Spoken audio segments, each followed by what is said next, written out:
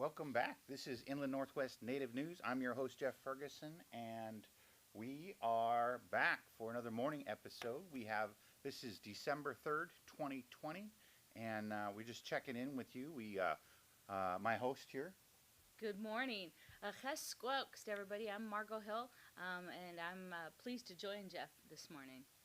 All right, so we wanted to give some quick shout outs to some of our new subscribers. We had Angel Baby 1990 is following us now. Michael Andrews, Emily Brown, Travis Branson, Tybe 76, and Nara. Thanks for joining us. All right, if this is your first time tuning in, we'd like to thank you for being here with us. We're doing a morning show now. We're going to be going live 2 to 3 times a week right here on YouTube. And we're going to be covering topics locally, regionally, and nationally that affect Indian country. And we are set up to do interviews. We have, with the live feed, we have the capability of reading your comments. We also have the ability to share news stories and videos and anything that you might be interested in sharing with us. We can do that right here live on our show. So be sure to leave us any questions or comments in the comments section. You can email us with any story ideas or interviews that you'd like to see, but that's kind of the gist of it. Since last time we tuned in, last time we went live, we were able to launch episode 11. We did a real nice interview. Well, I did a real nice interview. Margo approved it. It was with Native American filmmaker, Spokane tribal member Ryan Abe, and this was done last year before right as he was releasing his film Red Road. And if you haven't caught it, you can go to our YouTube channel, and the interview's on there, but there's also a link in the description. And I'll leave a link in the description for this live stream here for the Red Road, and then he had Manic Macabre came out, so that's a new one that him and Counting Coup put out. So that was kind of a fun one. I would just say we've had a real burst of filmmaking here in the Northwest. You know, it's been years since Junior Sherman Alexie, made Smoke Signals, and now we have multiple filmmakers like yourself, but also Derek Lemaire and Ryan Abe. So it's really exciting to see these young Native filmmakers in this area from the Colville tribe, the Spokane tribe, across our region, making these films about our communities. So we see a lot of really good things happening in Indian country. Yeah, lots of good things. It's not just a regional movement here either. We've got a huge national movement for Native American filmmakers. We've got Native American like Skins Fest. We got film festivals out there. We've got all sorts of guys bursting on the scene. One of the things I thought was real exciting. James Pacotis put out a music video with Tony Louie and those guys, and they went and got a NAMI for it. And they're off the Colville Reservation. That was real exciting. We'll have to get those guys in here for an interview. Yeah, for years we look back and we say, who's going to be the next Jim Boyd? Jim was just amazing. He cut albums and CDs for years. And now we have these new young entertainment folks, and it's really exciting to see what's happening in Indian country. Yeah, with the technology getting better and better each year, people can record in their homes. It's easier to go live. It's easier to do all sorts of different things, and it's getting more and more budget friendly, I guess you would say. So I'm sure we're going to be seeing more. One of the guys I want to get a song with is Isaac Tanaskett. Mm-hmm. Isaac Tanaskett, yeah, he's really coming along nice. I heard he started playing guitar. He was doing hand drum work and doing some singing before, but I heard he's doing that. So we'll have to reach out to him, see if we can get an interview with him. So thank you once again for joining us. A couple of things we want to touch on. I was going through and I found this on Native News Online. It's a story about Montana's Little Shell Tribe. If you haven't heard, the Little Shell Tribe in Montana is one of just a handful of tribes that's been able to get federal recognition. They've been pursuing federal recognition, from my understanding, for about 100 years now.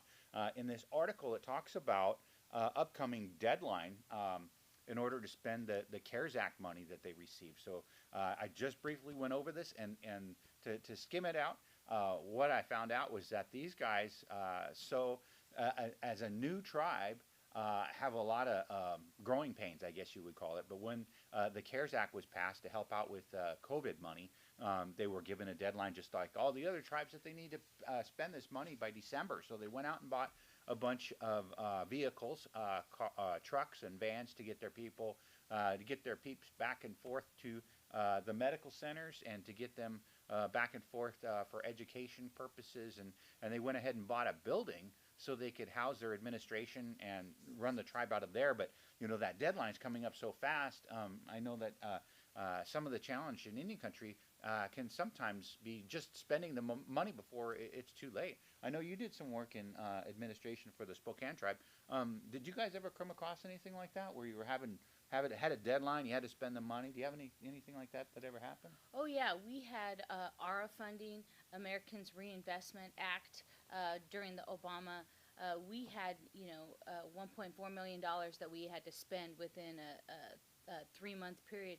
We actually created 8 programs, created 80 jobs, you know, funded some youth programs, did really good work in a short period of time. It seems unreasonable, but we were actually, it was $3.4 million, I think, but we worked really hard and had some good programs out there in Indian country. Americans Reinvestment Act, ARA funds under the Obama administration. Yeah, so one of the things that this article talked about was how they, it's not only just spending the money, but you have to account for the money, and you have a whole bunch of guidelines that you have to follow. And so you can't deviate from that. Otherwise, I guess you get penalized? Yeah, and you'll have to pay the money back. So across Indian country right now, we have COVID dollars that our tribes are trying to spend. There are very strict guidelines on how those dollars can be spent. You know, I know it's frustrating sometimes when you're a tribal administrator, but, you know, accounting is looking out for the tribe. They're watching those dollars, making sure that the tribes are not liable for those dollars, so they're spending them in the correct manner. At the Spokane tribe, we currently have a COVID application to help senior citizens. The deadline is fast approaching, but you have to fill out an application, you have to show the need, so be sure and check that out. All right, that's definitely some insight. There's a lot of things to that I am sure it just makes it real complicated. We'll wish those guys good luck, and we appreciate and we welcome them as a new federally recognized tribe. So moving right along, another article that I found here. This one was an AP article that was reposted at Indian Country Today. And by the way, I'll leave links to all of these articles in the posted video below. So if you're kind of new to this, what'll happen is after our live feed, we'll turn around and edit it a little bit, you know, tweak it just a little bit and post it, and then we'll have tags in there, and we'll have links to the articles in the description, and we'll go ahead and post that information too. But this one goes on, and it talks about race being central to the virus fight. And so what that means, kind of give you a little bit of insight. Indian country a lot of times is affected differently than the rest of the country when it comes to health care. And I'll give you a good example of this. A little while back, I was talking with the administrator of one of the Native American clinics, and she was telling me that, and I just could not believe this. I almost fell out of my chair. She told me that all the IHS clinics and all the Indian clinics were still running on DOS. Not Windows, not Mac OS, but DOS. That, you know, the operating system, I think it started back in the early 80s. And so for them to still be running on that, and they did that because there's so much variance in funding from smaller tribes to larger tribes, and in order to get those computers to talk to each other, they had to go old school. And so that's kind of give you a little bit of idea of some of the stuff that's affecting Indian country as far as COVID goes. But I want you to, I know that you've been doing some work on what's going on with COVID. It's affected different, can you give us some examples of what's happened here in the Inland Northwest for some of our local tribes here? So just the thing you just mentioned about our clinics and computer access, one of the big problems is not having internet, broadband. You know, we have nurse practitioners and doctors out there at our Indian Health Service clinics that are working hard to fight the virus. However, when you can't access your client's file, in mainstream America, that's all done digitally, and so just having your nurses accessing often at our clinics we don't have specialized medicine offered, so we have to refer them out. So under that contracting process, we're getting documents and test results in from specialized labs out in, let's say, Spokane. And our nurses and doctors are trying to access that information. And when they're on the computer, their files get dropped because we don't have the bandwidth, the broadband to have just basic internet can be an issue for our healthcare providers. And so, with this process, Department of Commerce has been working with tribes to make sure that we have better broadband and better internet. And that would definitely support our healthcare clinics. A lot of our clinics are barely funded at 70%, of the needs and the things that happen. And that was the two things, when we ceded our tribal lands, it was two things that we did that for. It was education and healthcare. And all of us are still, working to have stable health care. That that really brings up a good point when you talk about stability. In Indian country, when we look at distributing a vaccine nationally, you look at all these medical facilities, and a lot of them have really high tech, high end storage facilities for these vaccines, and that's not always the case in Indian country. Sometimes it's a really close to third world condition clinic that doesn't have any waste. They have to keep these vaccines at sub-zero temperatures until they can administer them to people. And we're looking at storage problems, distribution problems, being able to get people in, transportation, mobility patterns, all these different things that are issues in Indian country that the rest of the country doesn't recognize. And because we're such a small part of the population, a lot of times it gets overlooked. And by the time, it took us a long time for some tribes just to get our COVID money distributed. And that wasn't due to something that the tribes were doing. That was at a federal level. And when we have those, speed bumps at the federal level, it slows it down regionally and it slows it down locally too. And so those are obstacles those are real world obstacles that we're going to have to face, especially with higher rates of COVID in Indian country. Indian country's been hit hard by the pandemic. I know some of the reservations out there, especially in the Southwest and in the Dakotas, are hit really hard. We've been fortunate here in the inland Northwest to try to keep it at a minimum. We've had a few outbreaks here and there, and I don't really want to go into that, only because, those we've, I think, handled really well for how much smaller. We really had to focus on a local level. Here now, each reservation by reservation, household by household, it was easier to control. And from my understanding, most of the people that contracted it got it off of the reservation and brought it back on. So they actually had reservations closing their borders to people outside, which was really interesting. That being said, Jeff, I am really proud of our Indian Health Service, and our tribal leaders are really working hard to nip this pandemic. We have better testing facilities. I had a family member that tested here in Spokane at the Providence Urgent Care, and it took 4 days. When you look at the time of having to quarantine and you're a house full of people staying in your room, that's really challenging. However, if you go out to the reservation, I've been tested out on the reservation. They have nice systems set up where you drive up, you have people test you, come out and test you. You don't have to go into a facility. It's very safe, very controlled. When you're out in Spokane, it can take 4 days to get a results back, and that's really difficult time that an individual has to quarantine. I got a test result back by the time I drove back to my house in Spokane. So it was 40 minutes, and to have that kind of information, I'm really proud of our tribes and our tribal leaders working to keep our tribal communities safe. Yeah, that was really impressive, to be able to get that turnaround on that. So, and, fortunately, it was something that I think they really put a lot of thought into what they're doing. The way they kind of separated everybody from just the normal clinic, so people weren't driving up to the normal driveway, which patients drop off. But to have it kind of set off to the side and be able to run the tests back and forth right to the lab and have those results, that was really impressive.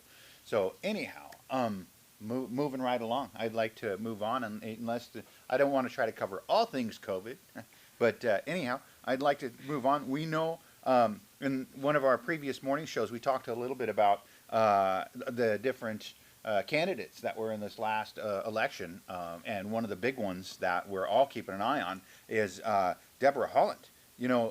Deb Haaland has just, first of all, she was really, I had the opportunity to meet with her in Portland. I guess it's been about a year ago now.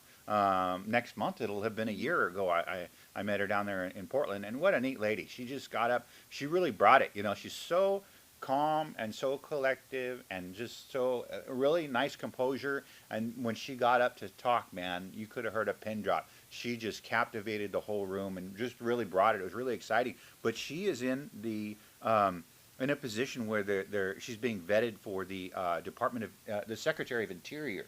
Can you talk a little bit about that? Yeah, so Deborah Haaland is a congresswoman out of New Mexico, a Democrat, and several House Democrats are really pushing President-elect Joe Biden to nominate her for Secretary of Interior. Of course, this is one of our most important federal agencies for Indian country and for tribal communities. Secretary of Interior controls a lot of things from the Bureau of Indian Affairs to lands in Indian country.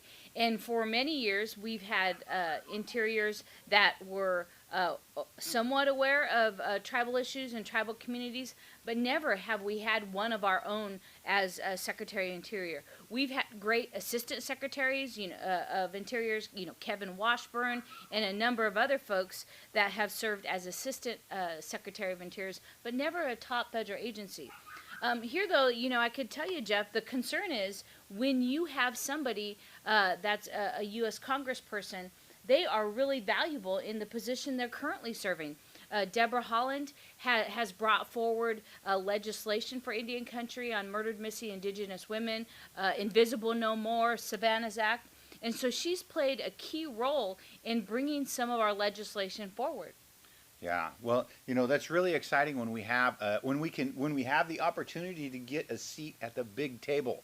When we look around at all the on a local level here in Spokane, a lot of times we get seats. We get invited to work with City Hall, or like for instance the city planning department on the name change for the Wistox Way. I'm going to call it Wistox Way from now on. I don't think I'm even going to go back.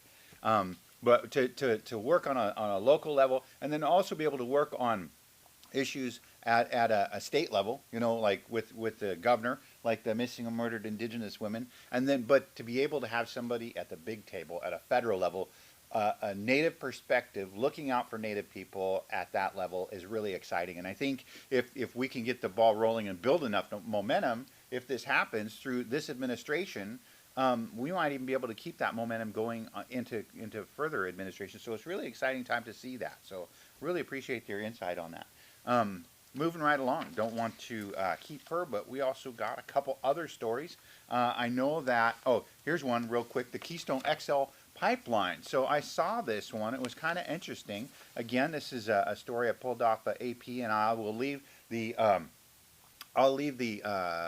links to these in the comment section below. They'll be available a little bit later. But the Keystone XL pipeline gets indigenous investment with hopes to woo Biden. So what happened is they went ahead and pumped from an indigenous community, or indigenous investment group, I should say, is the best way to put this, $1 billion in Canadian money in hopes that they can get Biden to kind of further that along. I know it's something that between First Nations and Indian country here in the U.S., First Nations of Canada, it's been something that's been going back and forth, because for them it's about the jobs and it's about the revenue. For us, it's about man camps, and it's about human trafficking and drug trafficking, and about the endangering the environment all the way around. So there's a huge issue between all that, and that's something that I don't know if you guys talk much about that in your work? Did you guys talk much about the Keystone Pipeline at all? We talk about pipelines in a number. I teach environmental impact statements, Mm-hmm. environmental review, and our students do EIS assessments and reviewing those assessments, looking at pipelines. There are pipelines that are proposed across the country, and they work hard to provide the information regarding the environmental consequences. But for us, when you're talking about extraction of resources, there's a human consequence. As you mentioned, Jeff, if you have man camps, that puts our communities at risk. A lot of men coming into the area, and we have a difficult time with jurisdiction, and we have a shortage of law enforcement. So the human cost it's what really is hard on us. That was that whole world was something that was really foreign to me. I had the opportunity to go to Standing Rock back in 2016. While I was there, I had the opportunity to interview one of the youth that was helping to start that movement and get it going.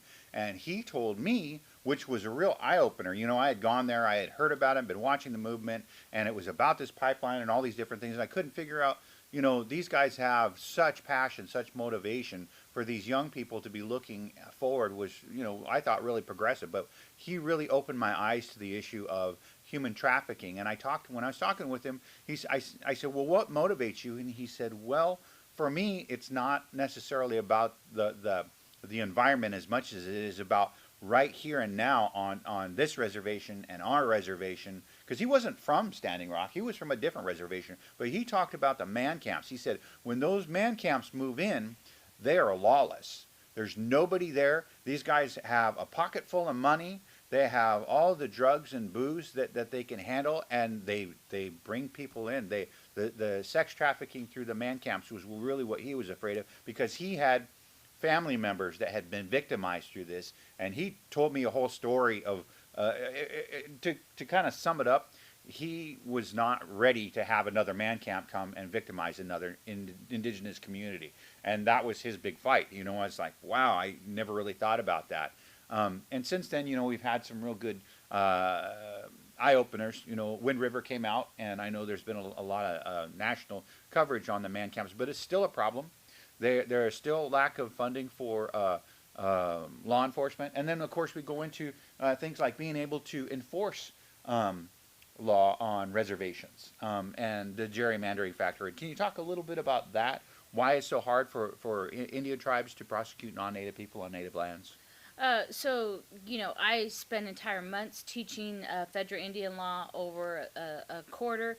But basically, is the United States Supreme Court decided Oliphant, which took away criminal jurisdiction over non-Indians. A lot of our reservations are checkerboarded or have non-Indians that reside within the reservation. And taking away criminal jurisdiction is a real frustrating factor. We have had legislation, TLOA or VAWA, or different things that have allowed us to have enhancement in which we can have jurisdiction over non-Indians within the reservation. Some of that legislation has expired, but we are always working in Indian country to protect our communities. So hopefully, we'll make some progress in that area. Yeah, well, that's, hopefully there is some, because so often, Native people, a lot of times it's really kind of a split thing where we want to get motivated, we want to get educated, and so a lot of times we are forced to leave the reservation in order to go get the post-secondary education and the real world experience that sometimes we can bring back to the res. Not necessarily everybody goes back to the res, but we can. And when we go back to the res and we look at the Indian lands as a sanctuary for our people, it should be someplace that's safe. Not only just for everybody, or not only for our working class, but also for our youth and for our elders. And they shouldn't have to worry about these things that are happening. We have all these drugs that are being brought in, distributed to our communities. And I know there's a lot of people out there that are really working to fight that. And I know one person that I talked to that was really opposed to a lot of that and was really wanted to do something was Karina Miller. I know I don't know if you got a chance to talk with her at all about that, but she was at the Swin and Miss Drug Summit when we were out there, and I got a chance to interview her. But that's another one of those local leaders who was again trying to get into a position of power. She was a candidate this last time around. But I think if we could get more people more motivated to go out and try to do those things and get in those places, we'll have the opportunity to change those things. And it has to start at the local level. I think it does, where you get the local authorities on board with you, and then you can go to a county or state level and get them on board with you. You get enough states involved, well, just like with AT&I. When AT&I goes to National Congress of American Indians, that's how really things get pushed through. So. Okay. So Jeff, one thing I wanted to mention, when you're talking about Indian country and making movement, I want to honor and recognize this morning Professor Raphael Gilroy. He was a native professor at Eastern Washington University. They're having his memorial service this morning, unfortunately. He was a psychology professor. He really advocated for Native students. Our love and prayers goes out to his wife, Gloria, and their family. He has been fighting cancer. And, you and I helped do a graduation ceremony announcement last year for EWU. Professor Gilroy was the first one to get out there. He recorded his message to our Native student graduates, even though he was undergoing chemotherapy. He just loved our students, and this morning, unfortunately, they're having his memorial service. But we honor him. Native professors that are out there to support our students, we really appreciate it. Our students are coming up. It's finals week this upcoming week, and so it's important to remember that we have some young natives that are out there, fighting this new battle, getting the education, and in some cases, they do come home to serve their people, but it makes Indian country stronger when we have folks that we can count on that can do that work for us. All right. Well, yeah, that's too bad. Sounds like he was doing some good work. Yeah. Yeah. So I think I've covered everything that I have for today. Is there anything else that you wanted to cover? Just that Auntie Margo call. Be sure and get your FAFSA. And as you're looking at colleges, you get your FAFSA in, you get greater amounts of award student financial aid. So work on your FAFSA, get your tribal application in, and in future broadcasts, we'll be talking about applying for scholarships, and we'll help you get there. Yeah, she brings up a great topic. Gosh, it was about 2 years ago. I was reading about this student who had applied for funding for college, and she had gone out and applied. Gosh, I can't even remember how many places that she applied for. I think she applied, did like over 100 grant applications and scholarships, and over and above her tuition was taking in somewhere to the tune of about $70,000 a year to go to school full time. But it was, instead of going out her senior year and trying to go out and, party and do all these things that kids typically do, she just sat down and wrote out all these grant applications. And then to go 4 years through college, making $70,000 a year off of scholarships and grant, that's just crazy. I mean, if you can imagine just being able to get through with, maybe $1,000 or $1,500 or $2,000 a month, that's $20,000 a year. To be able to do that and still go to school full time, that's just pretty incredible. So there is a lot of funding out there, especially for Native American students. If you start looking through your tribe, you can also find on the national people like the National Indian Gaming Association, WIGA, the Washington Indian Gaming Association, the Indian Graduates, American Indian Graduate Center. Indian Graduate Center. They have lots of funding. So yeah, be sure to look around. Yeah. So that being said, real quick couple shout outs. One to Daniel Robinson. Thanks for telling us about the volume. We appreciate that. We got it tuned up. Turned up. Hopefully it sounds a little bit better. And then also to my buddy David in Bangladesh. Thanks for tuning in, man. I miss you, bro. I hope things are going well for you. I know you guys have been hit really hard by COVID, and it's your flooding season down there. So stay safe, bro. Stay safe. So I say, have a good day, friends. I made some huckleberry banana muffins, so we're going to sign off. Stay safe. wear your mask, wash your hands, try to do your social distancing, and we're going to get through this pandemic. All right. Thank you. Until next time, friends.